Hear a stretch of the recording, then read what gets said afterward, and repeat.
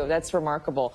With me now is Republican Congressman from Illinois, Representative Adam Kinzinger. He's a member of the Foreign Affairs Committee. Congressman, always good to see you. I heard you in an interview earlier today saying it seems like the United States isn't trying to deter Vladimir Putin with our sanctions and our talk, but rather that we are trying to deter ourselves. Can you explain that? Yeah, look, I'm not too critical of what Joe Biden has done so far. I think it's been good, and I think the aid package yesterday is good. I support a no-fly zone, at least the humanitarian corridor. But given that, this is almost the second layer no-fly zone with the appropriate weapons to bring those aircraft down. But yeah, I mean, the bottom line is I just think when we're out saying constantly what we won't do, and we're talking about, in essence, a fear of World War III. We're all worried about World War III.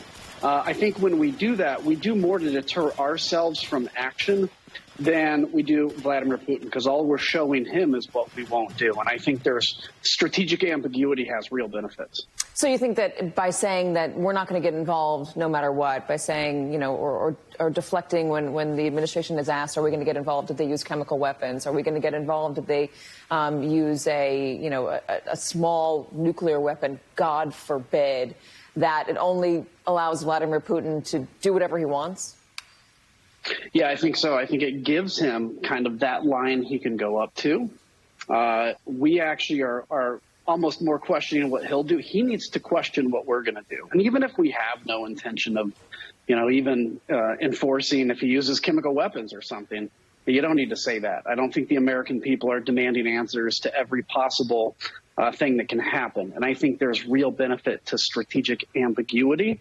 But I want to say that, at the same time, there has been a lot done. This doesn't mean to be entirely critical, but I think there's other tools in the toolbox we can use. What do you make of the Ukrainian forces and their ability to hold off Russian forces right now? I mean, it's been incredible. It's been a surprise to all of us. It goes to show, frankly, some shortfall in the Russian military, of course. It goes to show how great U.S. weapons are. But I think more than anything, it shows what morale in soldiers means. It shows what it means to have a fighting spirit, to have a leader that's going to stay there. I mean, I really think Vladimir Zelenskyy was the key. When he said, I'm not going anywhere, you saw the morale of the people increase. Look, it's going to be a long, hard slog, potentially, and I think Vladimir Putin has no intention of losing, which is what we're worried about, escalation. But he needs to be a little worried about NATO as well. President Biden called Vladimir Putin a war criminal. Do you think he's a war criminal?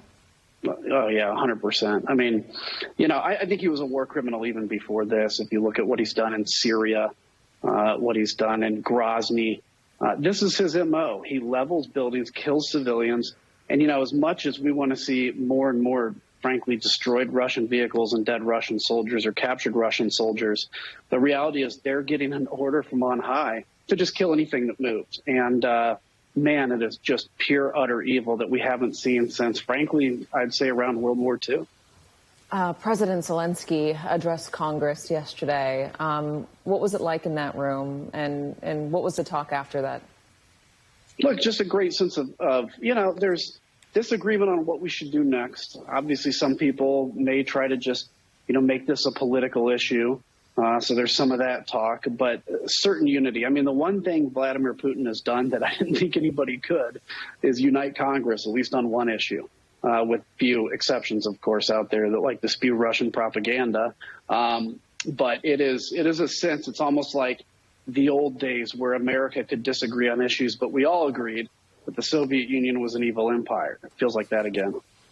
I know nobody wants World War III, and I know everybody is nervous about what might trigger World War III, so it's a sensitive question to even ask. But do you get a sense that there is a red line for a majority of the members of Congress? I know the administration is not saying there's a red line for it at the moment, but do you get a sense that Congress feels that there is something that Vladimir Putin can do that is there's just no going back from? Yeah, I think, in my mind, 100% the use of a tactical nuclear weapon. That's not a strategic nuclear weapon. And I think, that's not the destruction of the world right away. That destroys city blocks. It's terrible. That's got to be a red line. Vladimir Putin could possibly use something like that in hopes that NATO backs off. I think chemical weapons, you'll begin to see people coalesce around that. I think we have to really look deep and say, you know, look at the period before World War II. It's always great to look at leaders that have made tough decisions. But then when you're in a similar situation, I'm not necessarily comparing this apples and apples, but when you're in a similar situation, you realize how hard those decisions are to make. And I think we need to be ready for the possibility that we may have to intervene. I guess the sensitive and scary question following up that is how would we intervene? What would we do? Well, in my mind, look, the use of nuclear, particularly a tactical nuclear weapon, potentially chemical weapons, I think you have to destroy attacking Russian forces at that point. I mean, I think you have to make it clear that this is an absolute red line, not just because we hold standards, but because there is no way this will not escalate into Europe if something like that is done. And there is no way you bring back a secure world order.